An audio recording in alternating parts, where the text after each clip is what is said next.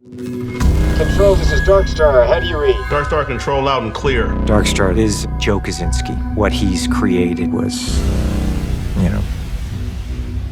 next level. So Darkstar is conceived as a hypersonic aircraft, which means it's capable of going 10 times the speed of sound. When you see Maverick in it, you look like you're in a science fiction movie. It's so cool. One last ride. I thought how incredible it would be to partner up with Skunk Works, a division of Lockheed, and design an aircraft for Maverick to be testing at the beginning of this movie.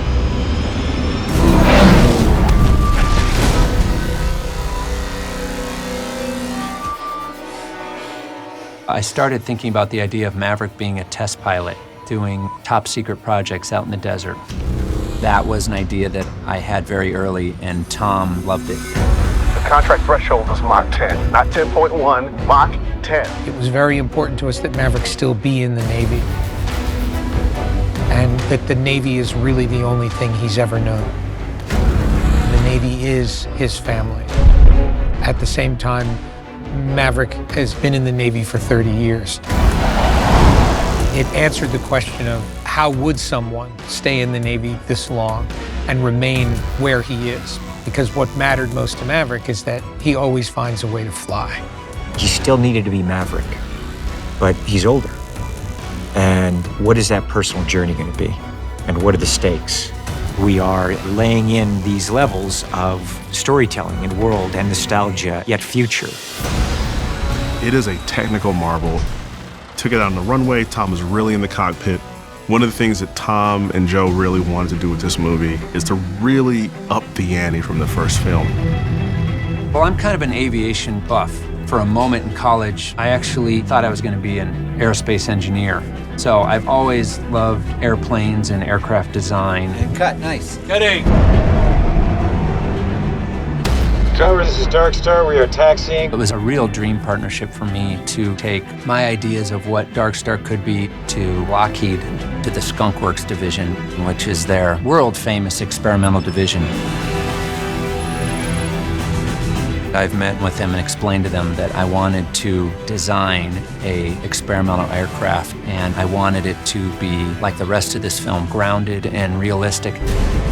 Skunk Works is the advanced development projects for Lockheed Martin Aeronautics. We do a lot of the experimental and new projects within aeronautics. Hey guys. Hey, how's it going? What's exciting to us is that the filmmakers elected to come and see us about designing for them an aircraft specifically for this script.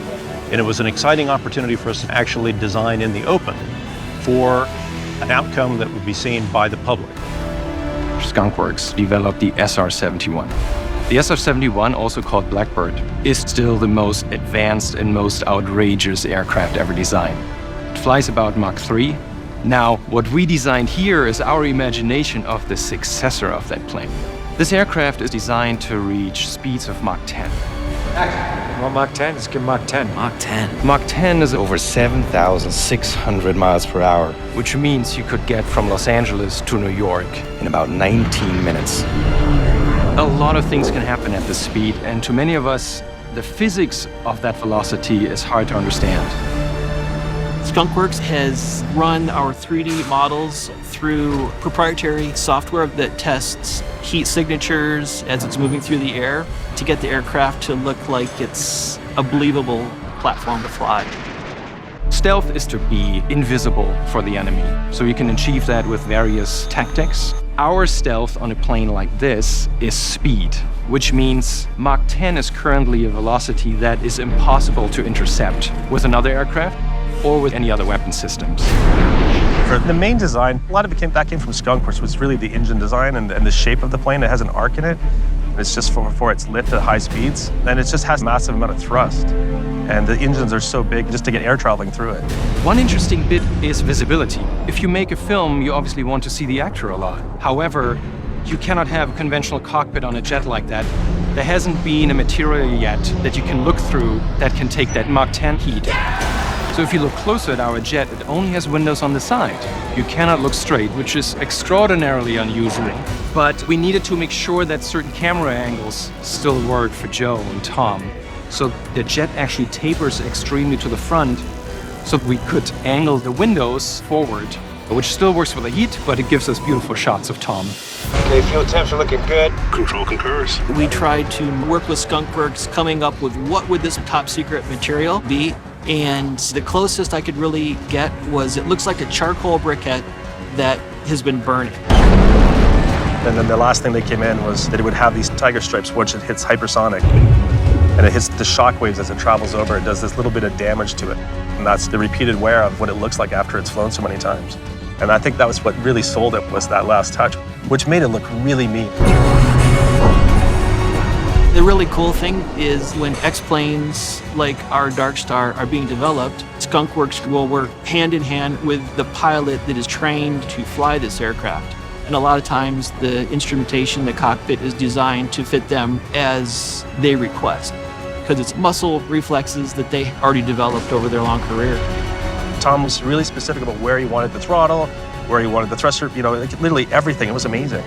It was really good to have that input to make sure that he's happy and that our test pilots are happy. Just a little push. Pilots are extremely important in helping us make sure that we have a very effective human-machine interface to be able to operate where both are pushing the limits of what we're capable of doing.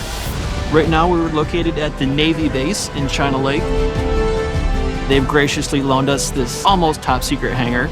China Lake is a secret test facility out in the desert where there are a lot of projects going on outside of the public view. And I was like, wow, that would be a great location for Darkstar.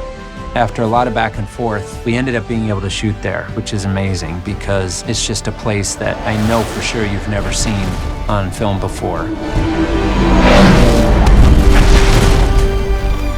We wanted that moment in the Darkstar flight. You just feel not only command of flight, Come on!